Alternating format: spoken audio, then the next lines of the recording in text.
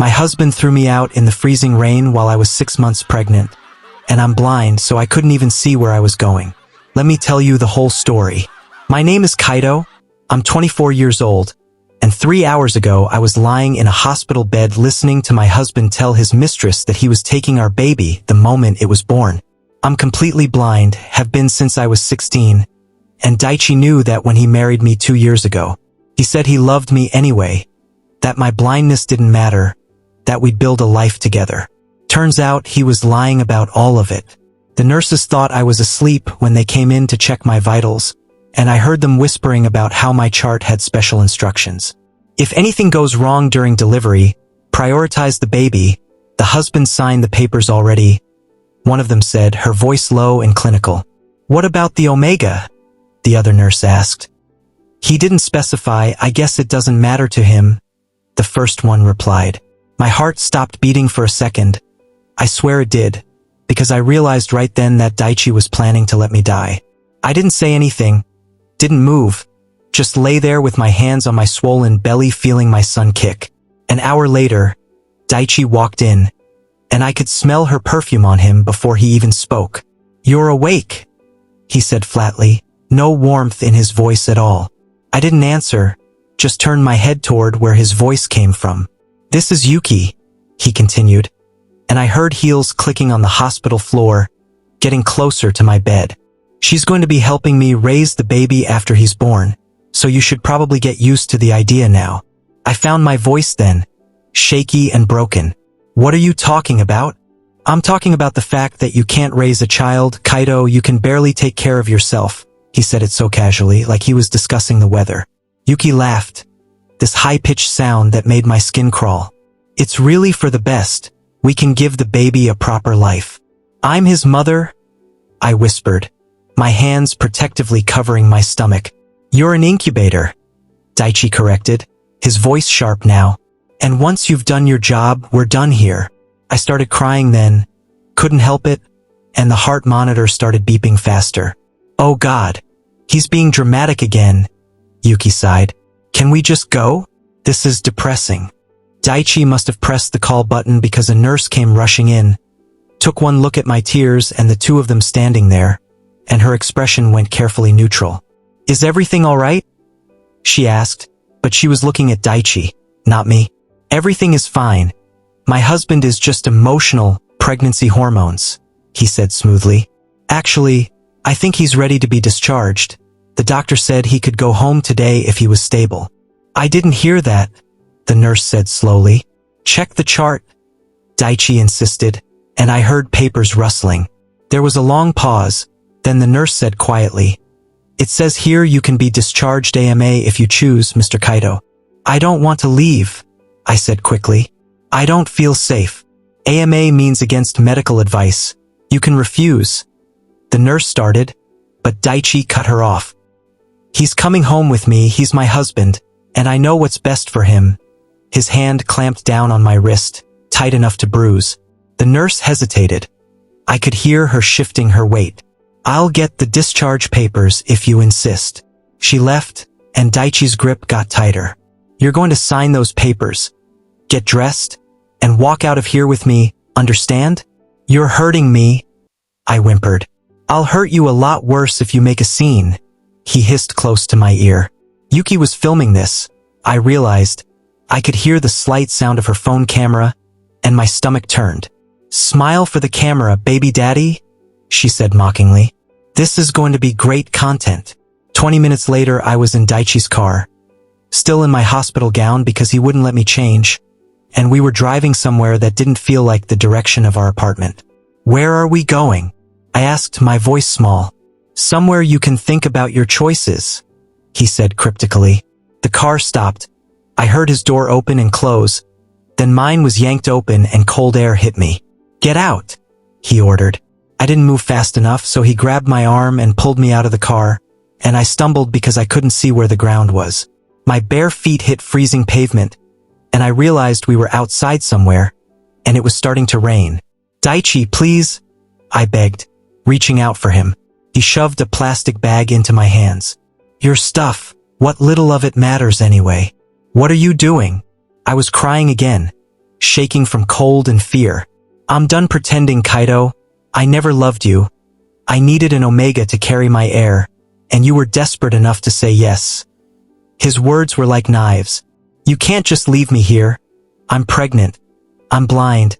I have nothing. I was sobbing now, clutching the bag. Figure it out, he said simply. I'll be in touch about the baby after he's born. Until then, you're not my problem. I heard his car door open. Wait, please, just take me somewhere safe. Anywhere. I'm begging you. Please, you know I'm blind. The door slammed, the engine started, and then the sound of his car faded away.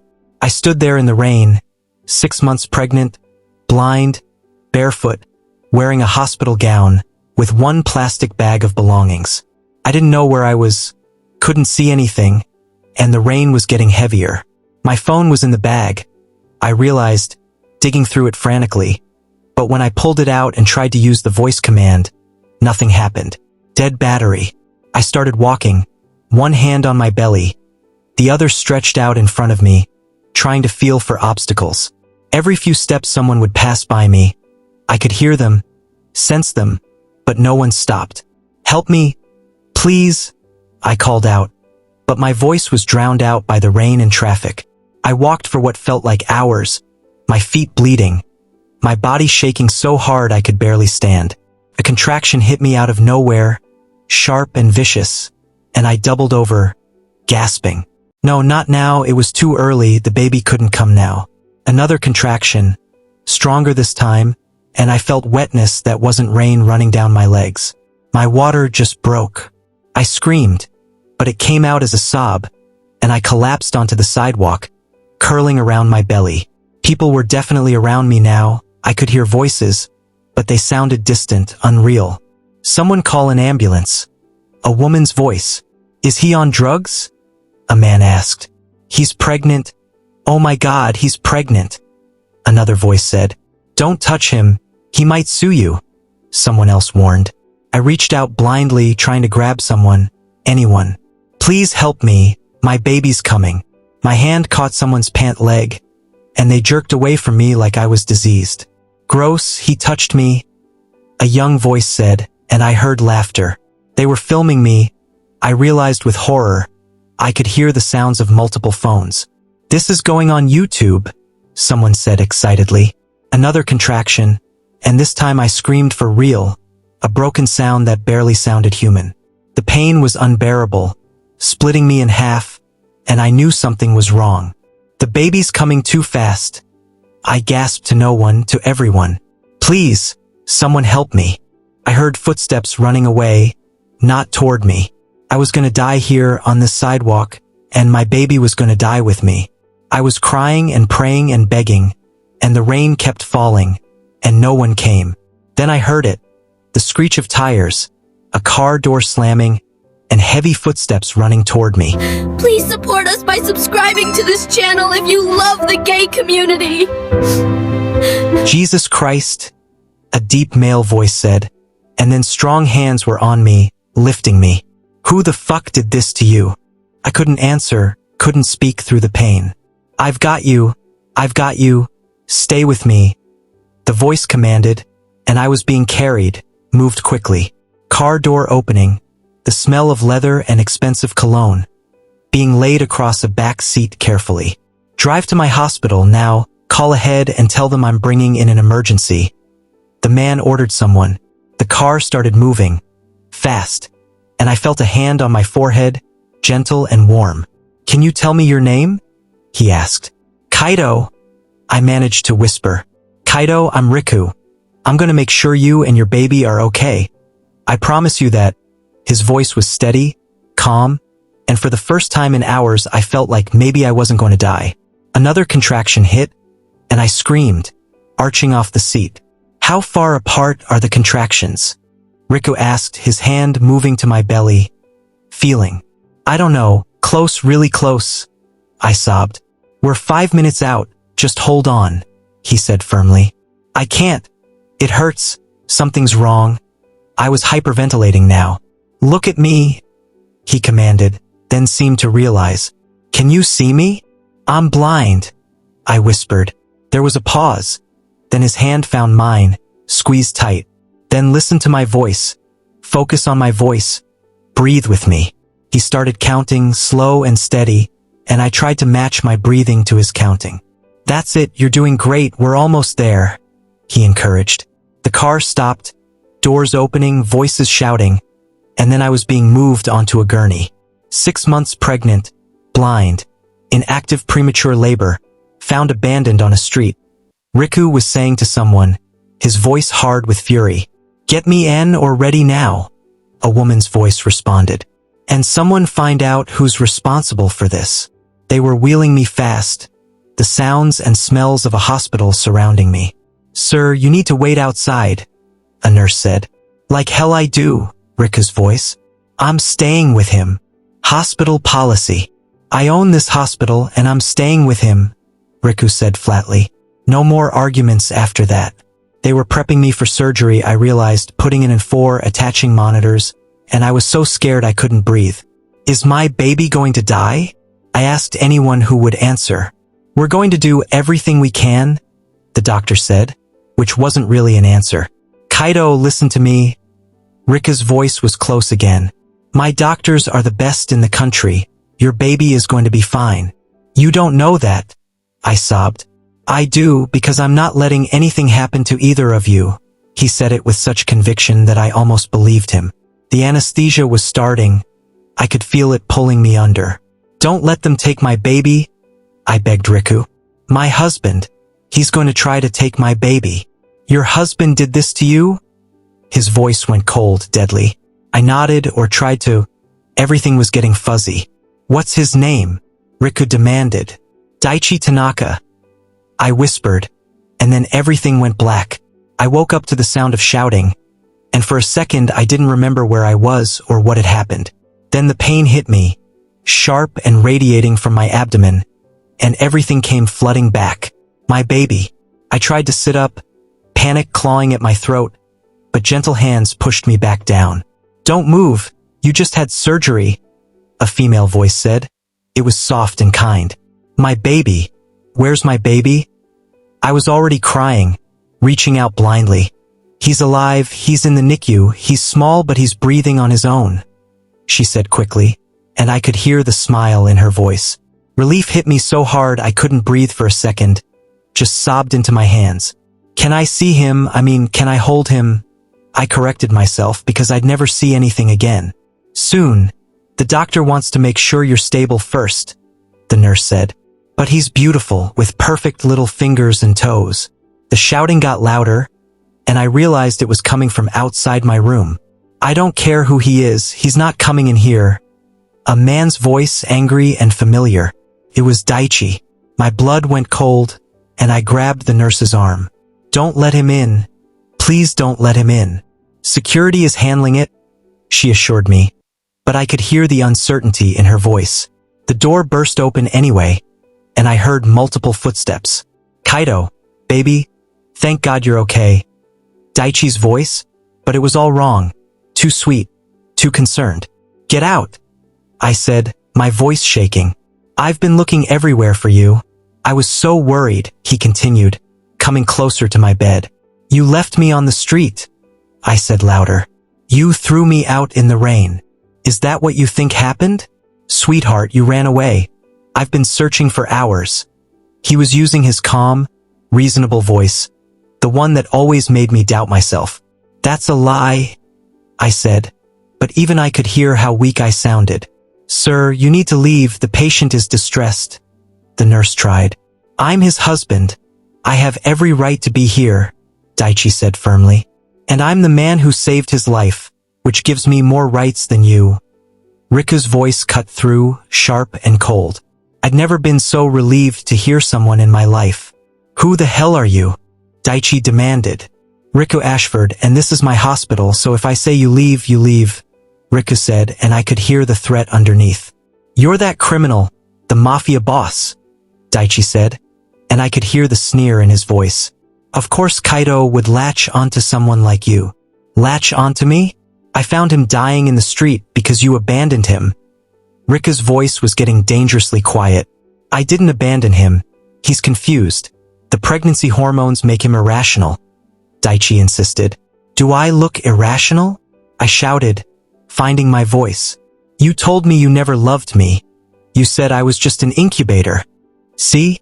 Hysterical, Daichi said to Riku like I wasn't even there. Get him out of here, Riku ordered, and I heard security moving. You can't keep me from my son, Daichi yelled as they dragged him. I have rights. I'll get a lawyer. I'll take him from you. The door slammed, and the room went quiet except for my ragged breathing. He's gone, Riku said gently, and I felt him sit on the edge of my bed. He won't get near you again. You don't understand. He has money, connections. He'll take my baby. I was spiraling. I could feel it. Kaido, look at me, Riku said, then caught himself.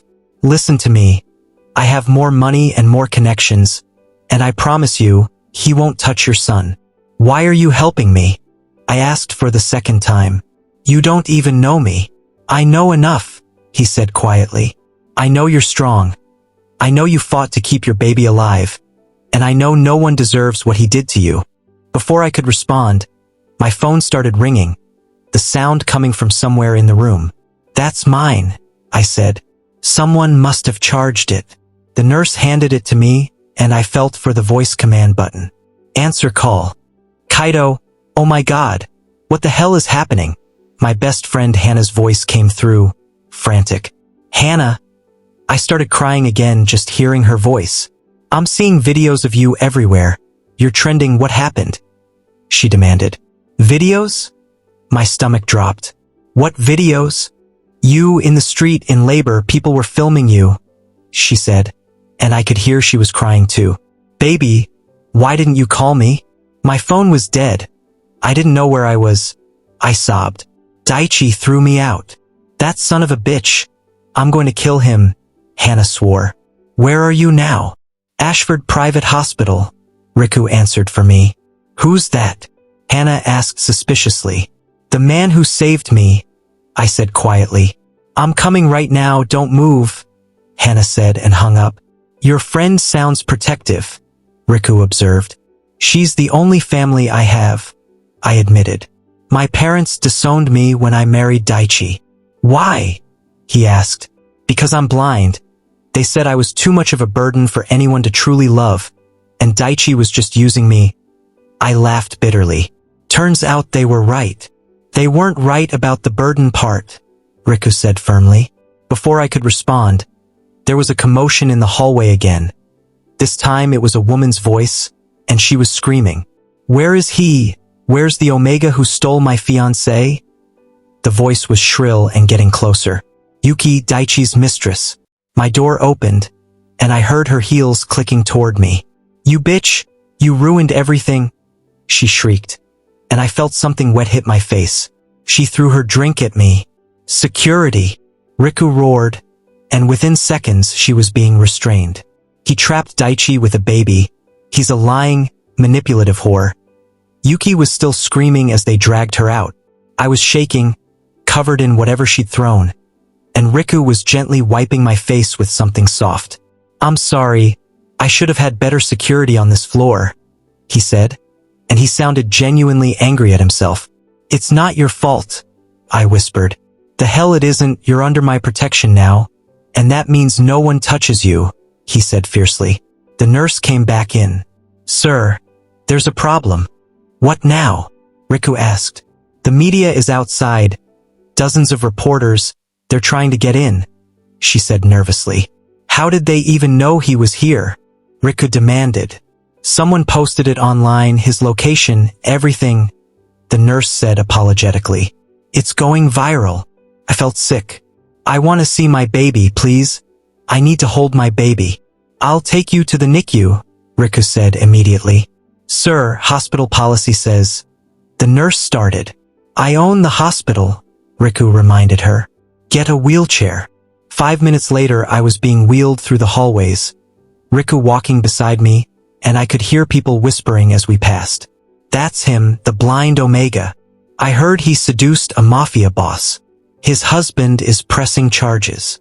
The baby isn't even his husband's, supposedly. I wanted to disappear, to curl up and die, But then we entered the NICU and a nurse placed my son in my arms. He was so small, so light, and when I touched his face he made a little sound that broke my heart and healed it at the same time. "Hi, baby," I whispered, tracing his tiny features with my fingertips. "I'm your papa. I'm so sorry for everything." "He's beautiful," Riku said quietly beside me. "Does he look like me or Daichi?" I asked, not sure I wanted the answer. "He looks like you," Riku said firmly. "He has your nose, your mouth." I started crying again, holding my son closer. "I'm going to name him Liam, after the snow, because he came into this world during the coldest day of my life." "Liam," Riku repeated. "It's perfect." The peaceful moment shattered when alarms started blaring throughout the hospital. "What's happening?" I asked, clutching my baby. "Security breach. Someone got past the front desk," a voice over the intercom said. Then I heard him, Daichi's voice, echoing down the hallway. "Where's my son? Someone tell me where my son is." Riku moved immediately, positioning himself between me and the door. "Stay behind me." The NICU door burst open, and Daichi stood there with two men I didn't recognize, probably his lawyers. "There he is," Daichi said, and I could hear him moving toward me. "Take one more step and I'll drop you where you stand," Riku said, and his voice was pure ice. "That's my baby. You can't keep me from him," Daichi insisted. "Actually, I can," a new voice said, and I heard official footsteps. "Mr. Tanaka, I'm Detective Matsuda, and you're under arrest." "Arrest? For what?" Daichi sputtered. "Abandonment of a pregnant Omega, reckless endangerment, and we're still investigating a few other charges," the detective said. "You have the right to remain silent." "This is insane. Kaido, tell them this is a misunderstanding," Daichi demanded. "You left me to die," I said, my voice steady for the first time.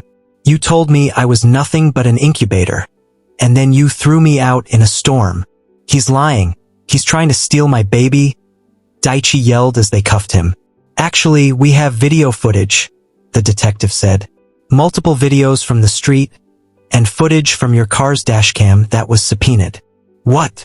Daichi's voice went thin. "Your car recorded the conversation where you told Mr. Kaido you never loved him and you were taking his baby," the detective said.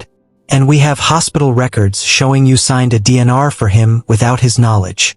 "That's all taken out of context," Daichi tried. "Tell it to the judge," the detective said. "You're looking at 5 to 10 years. They dragged him out, and I heard him screaming threats the whole way. The NICU was silent except for the beeping of monitors and my baby's soft breathing. "Did you arrange that?" I asked Riku quietly. "I made some calls," he admitted. "But the evidence was all real. He really did all those things." "He's going to fight this. He has money," I said. "So do I," Riku countered. "And unlike him, I actually care about what happens to you." My friend Hannah finally arrived, bursting into the NICU with the energy of a hurricane. "Kaido, oh my God!" She rushed over and pulled me into a careful hug. "I've been so worried." "I'm okay. We're okay," I said, and I realized I actually meant it. Hannah pulled back. "And who's this tall drink of intimidating wine?" "Riku Ashford," he introduced himself. "The Mafia boss," Hannah said flatly. "Great, you went from one dangerous alpha to another." "I'm not like her husband," Riku said, and there was an edge to his voice. "Prove it," Hannah challenged. "Because if you hurt him, I don't care how powerful you are. I'll find a way to end you." "Hannah," I said, mortified. "No, she's right to be protective," Riku said. "And I can't prove it with words. I'll have to prove it with actions." "See that you do," Hannah said. Then her voice softened. "Can I hold him?" I passed baby Liam to her carefully, and she made a soft sound. "Oh, Kaido, he's perfect." "I know," I said, smiling despite everything. My phone buzzed with a notification, and Hannah read it out loud. "Oh no." "What?" I asked, my smile fading. "Daichi posted bail already," she said quietly. "He's out." "That's impossible. It's only been an hour," Riku said, pulling out his own phone. His family has connections apparently, Hannah said. And he's giving an interview to the press right now. Turn it on, I said, even though I didn't want to hear it. Hannah must have pulled it up on her phone because suddenly Daichi's voice filled the room. My husband is severely mentally ill. His blindness has caused him to become paranoid and delusional. Daichi was saying, his voice smooth and concerned. I've been trying to get him help for months, but he ran away and fell under the influence of a known criminal. That's a lie, I shouted at the phone. The baby was conceived during a particularly bad episode, and while I love my son, I'm worried about Kaito's ability to care for him. Daichi continued. I'm going to kill him, Hannah said flatly. Mr. Tanaka, what about the video evidence? A reporter asked. Edited, taken out of context. My lawyers are handling it, Daichi said smoothly. All I want is to bring my son home safely and get Kaito the psychiatric help he clearly needs. The interview ended, and I felt like I was going to throw up. He's going to take Liam from me, I said, my voice breaking. Everyone's going to believe him. No, they won't, Riku said firmly. Because we're going to tell your side of the story. How? I asked hopelessly. Press conference tomorrow, you, me, and every piece of evidence we have, Riku said. We're going to destroy him. I can't do a press conference, I'm blind. I can barely stand, I just had surgery. I listed all the reasons. I'll be right beside you, Riku promised. And if you want to fight for your son, this is how we do it.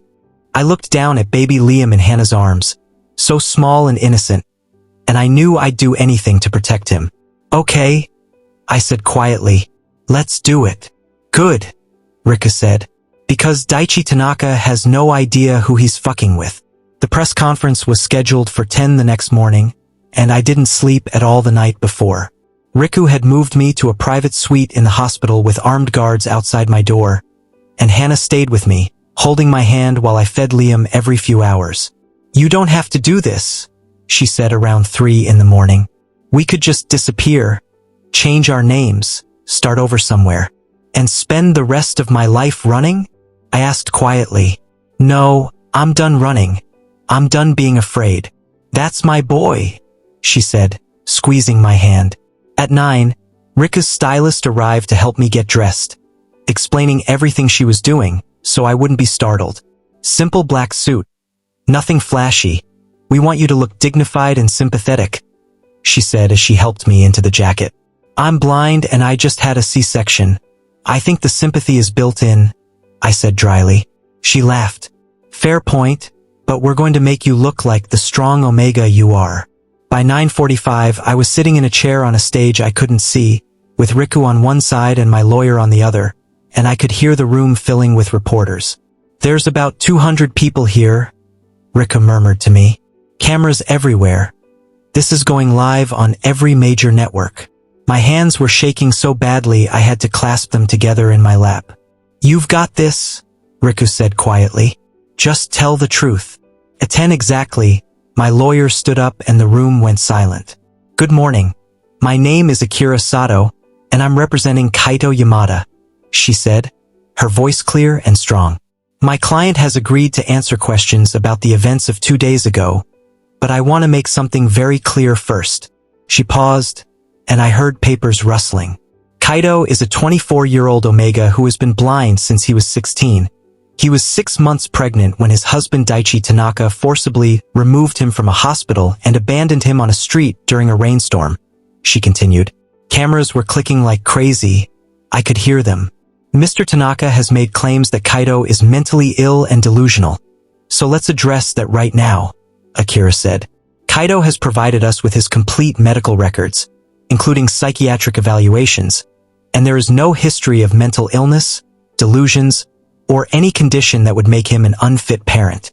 That's a lie, a voice shouted from the crowd, and I recognized it immediately. Daichi was here. Mr. Tanaka, you are not part of this press conference, Akira said sharply. I have every right to defend myself, Daichi shouted back. That Omega is lying to steal my son. The room erupted in chaos, reporters shouting questions, and I felt Riku's hand on my shoulder, steadying me. Kaito, do you want to respond? Akira asked me quietly. I nodded and leaned toward the microphone in front of me.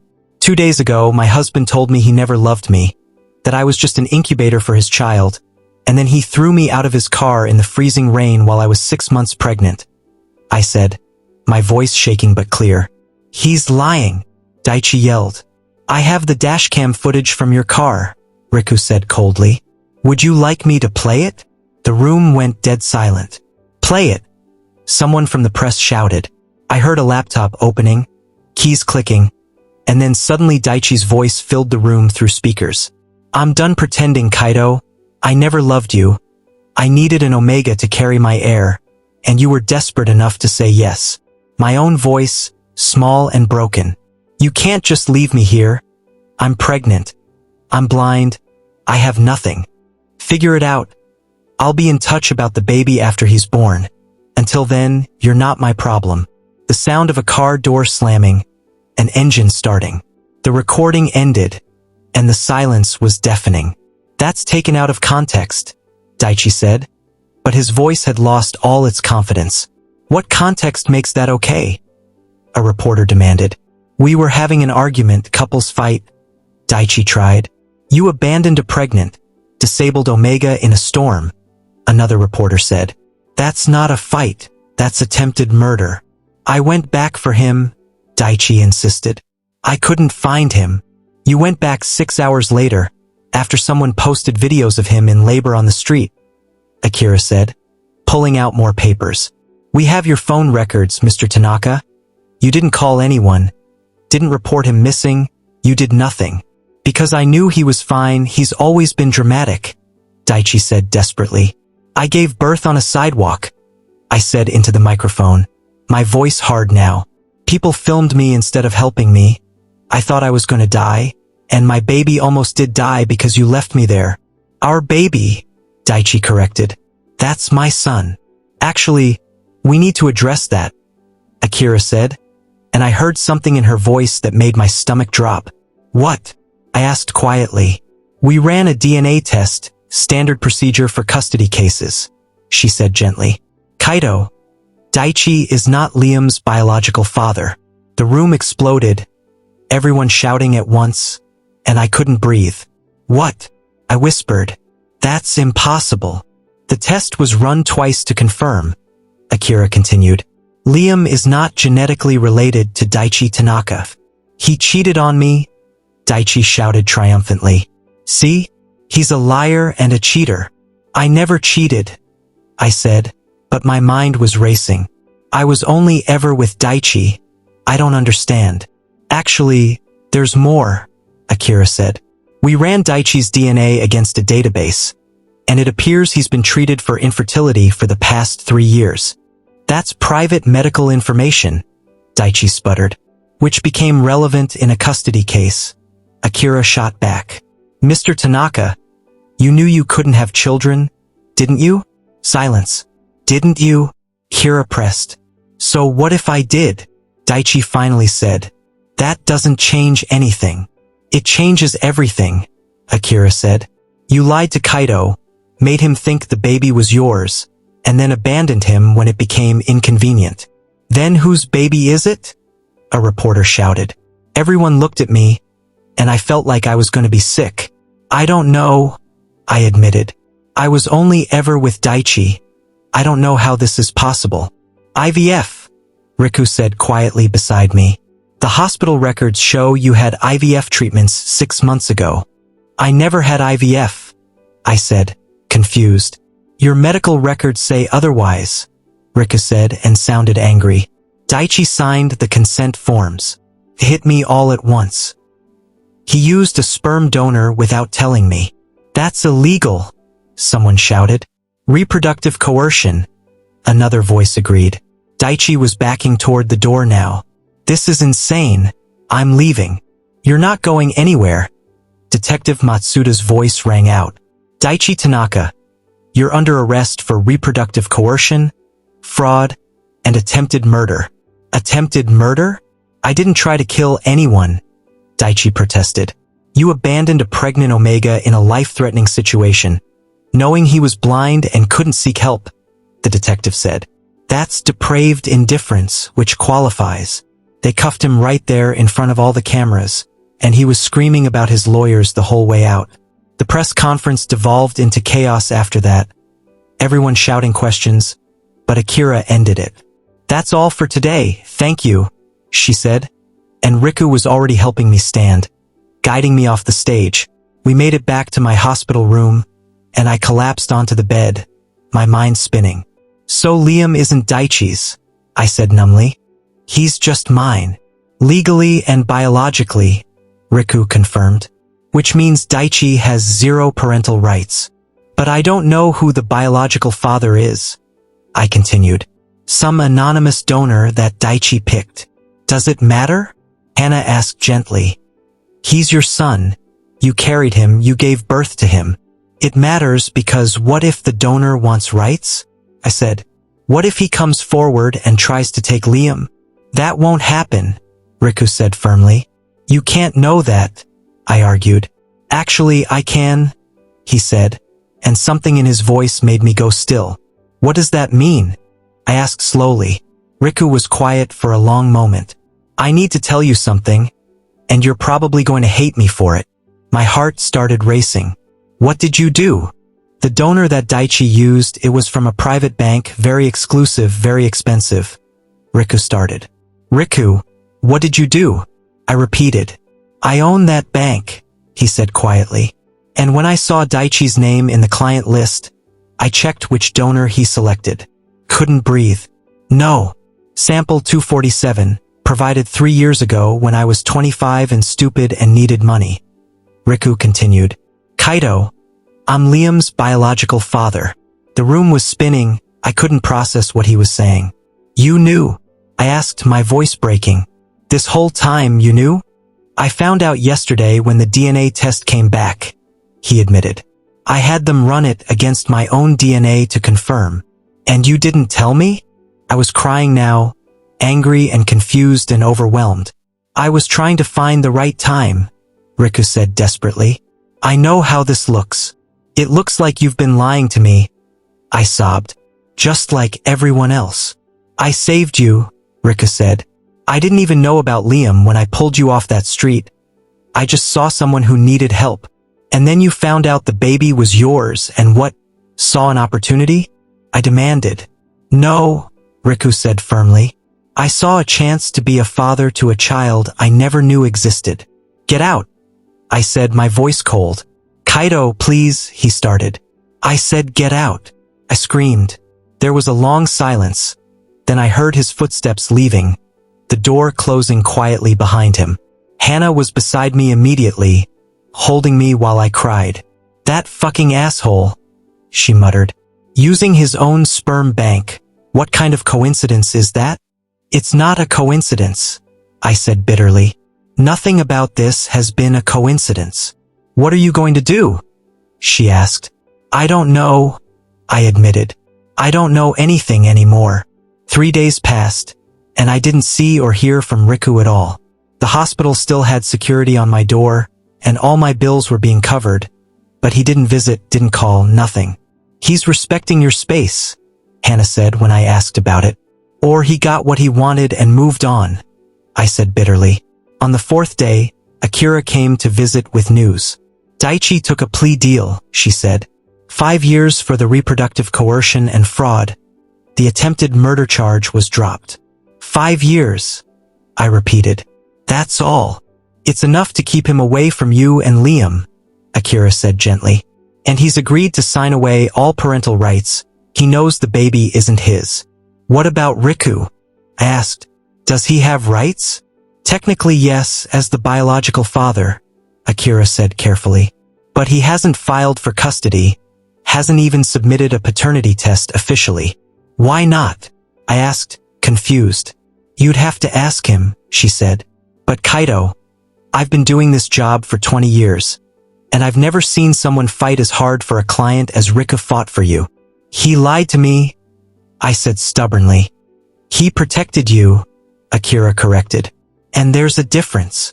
After she left, I sat there holding Liam, thinking about everything that had happened. Riku had saved my life, protected me from Daichi, given me the means to fight back, and yes, he'd kept a secret, but he'd also given me more than anyone else ever had. He'd given me hope. I'm an idiot, I told Liam, who made a little sound in response. I called Hannah. I need you to take me somewhere. Where? She asked. To Riku, I said. I need to talk to him. An hour later, we were pulling up to what Hannah described as a literal mansion that's probably worth more than our entire bloodline. She helped me out of the car and guided me to the front door, where I rang the bell. A butler answered. May I help you? I'm here to see Riku, I said. Tell him it's Kaito. There was a pause. Then the butler said, Please wait here. 5 minutes later, I heard footsteps, and then Riku's voice, uncertain and careful. Kaito, what are you doing here? I came to tell you that you're an asshole, I said bluntly. I know, he said quietly. But I also came to tell you that you saved my life, I continued. And that I've been thinking a lot about what it means that you're Liam's biological father. I don't expect anything from you, Riku said quickly. I know I kept a secret. I know you don't trust me. Can I come inside? I asked. This feels like a conversation we shouldn't have on your doorstep. He led me inside to what felt like a living room, settling me on a couch and sitting beside me.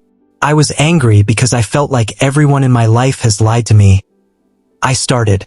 Daichi lied. My parents lied. And then you had this huge secret. I understand, Rika said. But the thing is, you also could have used that secret against me. I continued. You could have filed for custody, taken Liam, and I would have had no way to stop you. I would never do that, Riku said fiercely. I know, I said softly. And that's why I'm here, because I think I might be falling for you, and that terrifies me. Riku made a sound like he'd been punched. Kaito, let me finish, I interrupted. I'm falling for you, but I'm also terrified, because the last time I trusted someone with my heart, they destroyed me. I'm not Daichi, Riku said. Prove it, I said, echoing Hannah's words from days ago. Show me that this is real, that you're not just here because of Liam. How? He asked. Stay, I said simply. Stay even when it's hard, even when I'm difficult, even when I push you away because I'm scared. I can do that, Rika said, and I felt him take my hand. I want to do that, and I want Liam to know his father, I continued. His real father, not the man who tried to use him as a pawn. Are you sure? Riku asked. I'm sure, I said. But we do this slowly, we build trust. And if you ever lie to me again, I won't, he promised. Never again. Okay, I said, and I felt myself smile for the first time in days. Then let's try this. 6 months later, I was standing in Riku's living room, which had become our living room, listening to Liam babble from his playpen. He's trying to say, Papa, Riku said, coming up behind me and wrapping his arms around my waist carefully. He's 8 months old, that's too early, I said, but I was smiling. Our son is a genius, Riku said confidently. Our son just threw up on your very expensive rug, I countered. Riku laughed, and the sound still made my heart skip. I'll get the cleaner. The past 6 months had been hard, learning to trust again, learning to let someone in, but Riku had been patient, constant, and true to his word. He'd proven himself every single day. There's something I want to ask you, Riku said, coming back from cleaning up Liam's mess. What? I asked, turning toward his voice. I heard him moving, and then he was kneeling in front of me, taking my hand. I know we said we'd take this slow, he started. Riku, I said, my heart racing. But I love you, and I love Liam, and I want to make this official, he continued. Kaito Yamada, will you marry me? I felt him place something in my hand, a ring box, and I opened it to feel the ring inside. There's braille on the inside of the band, Riku said softly. It says, my heart sees you. I started crying, overwhelmed and happy and terrified all at once. Yes, I said through my tears. Yes, I'll marry you. He stood and kissed me, gentle and perfect, and Liam started crying from his playpen, probably jealous of the attention. We both laughed and went to pick him up together, a family, real and whole in ours. 2 years after that, I stood in front of another crowd of reporters, but this time it was different. The Yamada Ashford Foundation has helped over 5,000 disabled Omegas find employment, housing, and support, I said into the microphone, my voice steady and strong. Riku was beside me, his hand on my back, supportive but letting me take the lead. I started this foundation because I know what it's like to be thrown away, to be told you're not worth anything because of your disability. I continued.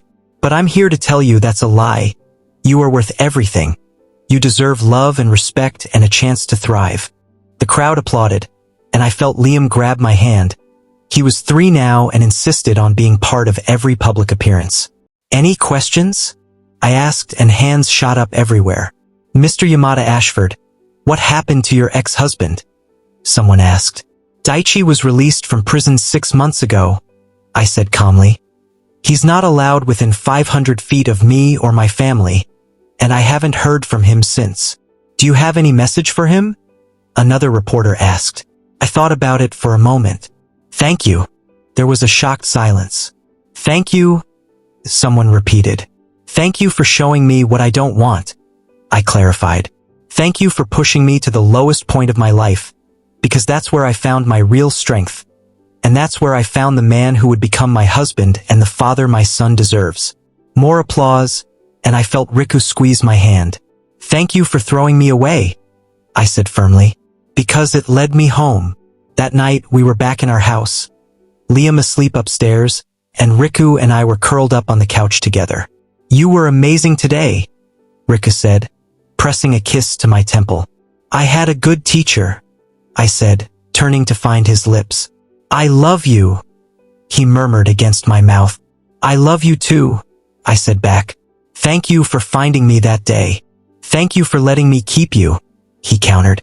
We sat there in comfortable silence, and I thought about how far I'd come from that terrified, broken Omega who thought he was going to die on a street. I'd survived, I'd fought, and I'd won.